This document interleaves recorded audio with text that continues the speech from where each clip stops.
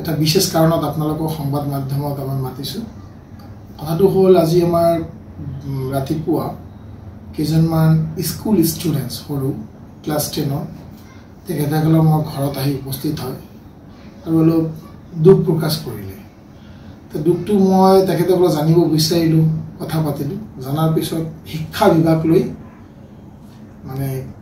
সৰু মেটাৰটো ইমান ডাঙৰ নহয় সৰু নহয় বাট মেটাৰটো বহুত ইম্পৰ্টেন্স হয় বহুত কেইটা ষ্টুডেন্টছৰ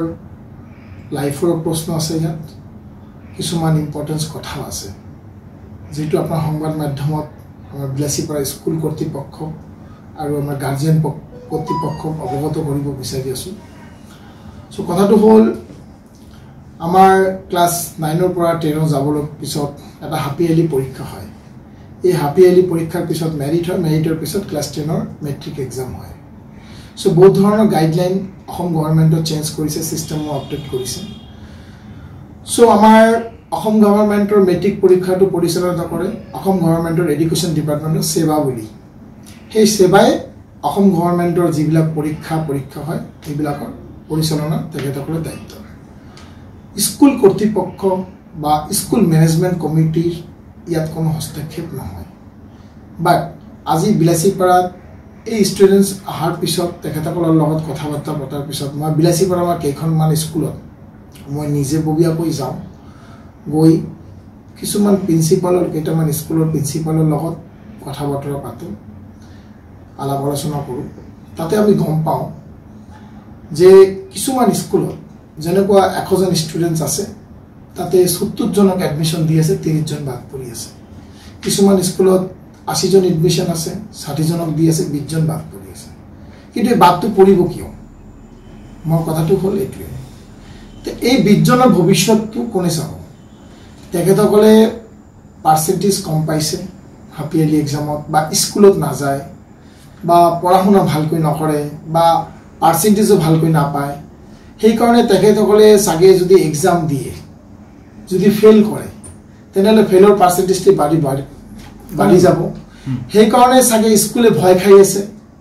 যে আমাৰ যদি স্কুলৰ ফেলৰ পাৰ্চেন্টেজটো বাঢ়ি যায় তেনেহলে আমি এডুকেশ্যন মিনিষ্টাৰ সিএমৰ পৰা বা আমাৰ যেটো এডুকেশ্যন ডিপাৰ্টমেণ্টৰ যেটো মেইন অফিচৰ পৰা আমি গালি খাব লাগিব হেতু ভয়তে সাগে তেখেতসকলক এডমিশনটো নিদিয়ে এতিয়া কথাটো হৈছে যে ভাল বেয়া পাস ফেল হাৰ জিত এটো এটা আমাৰ জীৱনৰ এটা মানে লাইফত জিয়াই থাকিবৰ কাৰণে যিবিলাক এটো আমাৰ কমন হয়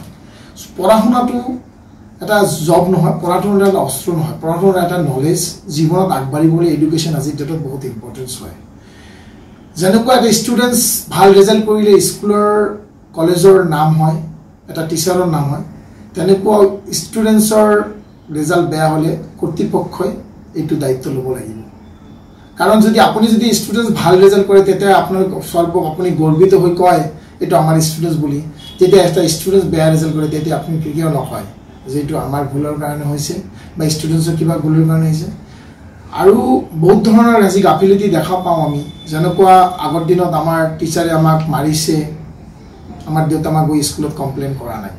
কিন্তু এতিয়া দেখা পাওঁ কিছুমান টিচাৰে যদি ষ্টুডেন্টছৰ গাঁৱত শৰীৰত অলপ টাচো কৰে ষ্টুডেন্টৰ ফ্যামিলিৰ পৰা গৈ টিচাৰক গৈ যেটো হাৰাশাস্তি দিয়ে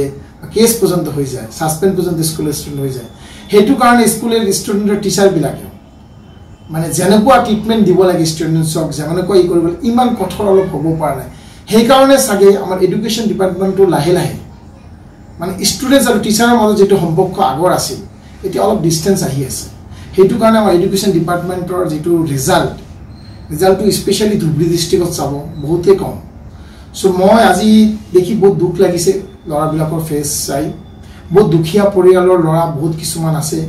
স্পেশালি বিলাসীপাৰা বহুত দুখিয়া পৰিয়ালৰ লৰাও আছে আৰু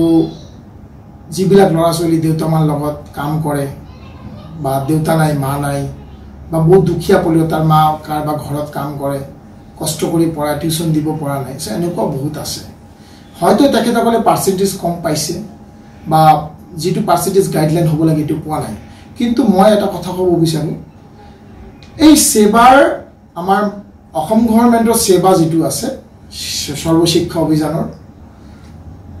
যেটো নিয়ম নীতি এটোৰ আন্ডাৰত মেট্ৰিক পৰীক্ষা এইচএলসি পৰীক্ষা অনুষ্ঠিত হয় তাৰ এগেইনষ্টত গৈ কোনোবা স্কুল এডমিনিষ্ট্ৰেশ্যন কমিটি মানে SMDC মেনেজমেণ্ট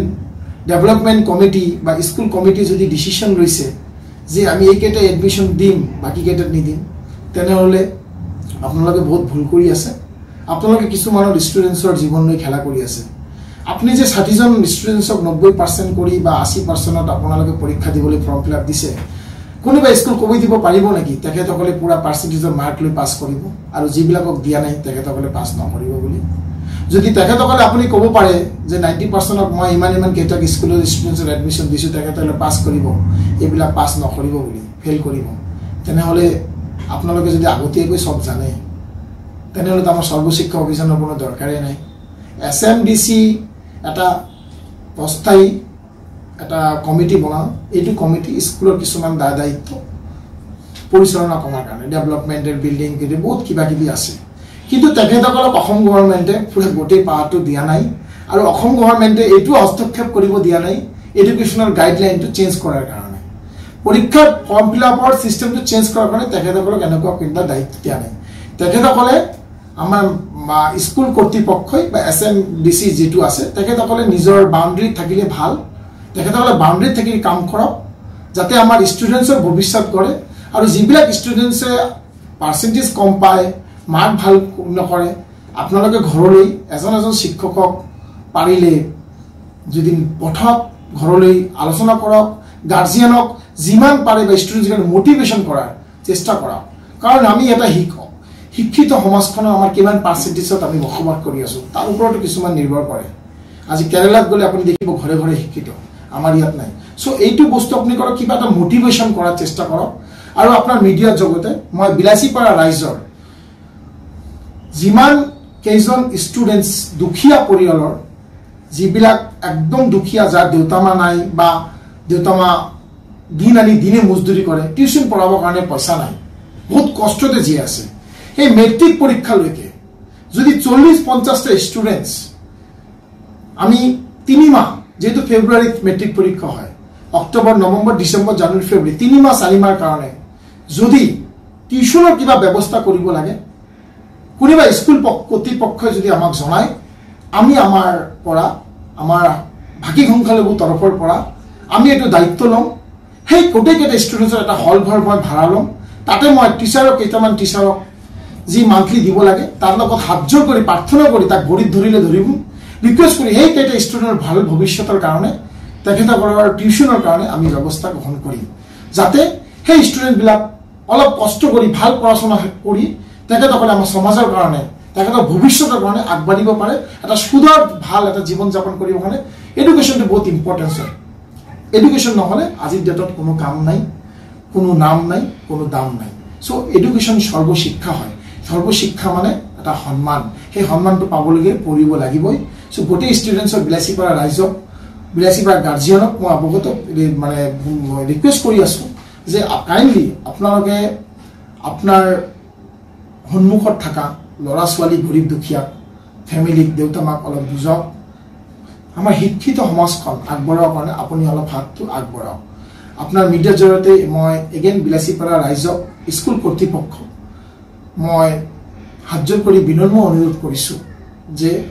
এইটো আমাৰ অকল খালি বিলাসীপাৰা বুলি নহয়, গোটেই অসমবাসী, যে স্কুল কৰ্তৃপক্ষই বা SMDCয়ে যাতে কেতিয়াও এনেকুৱা ডিচিশ্যন নলয় বা ভাবি চিন্তি লয়, কাৰণ IS আছে বা কিবা স্কুলৰ ডিপাৰ্টমেণ্টৰ বহুত ডাঙৰ ডাঙৰ ডিষ্ট্ৰিক্টৰ অফিচত থাকে, তেখেতসকলক অৱগত কৰি কিবা ডিচিশ্যন ল'লে ভাল হয়। ডাইৰেক্টলি SMDC এটা ডিচিশ্যন লৈ পেলাই বা স্কুল কৰ্তৃপক্ষই পটককৈ এটা ডিচিশ্যন লৈ পেলাই ষ্টুডেণ্টছৰ ভৱিষ্যতৰ লগত খেলি মেলি কৰিলে পিছত জবাবদিহি কোন হ'ব, এইটো এটা চিন্তাৰ বিষয় হৈছে। আৰু এই ষ্টুডেণ্টছবিলাক যাতে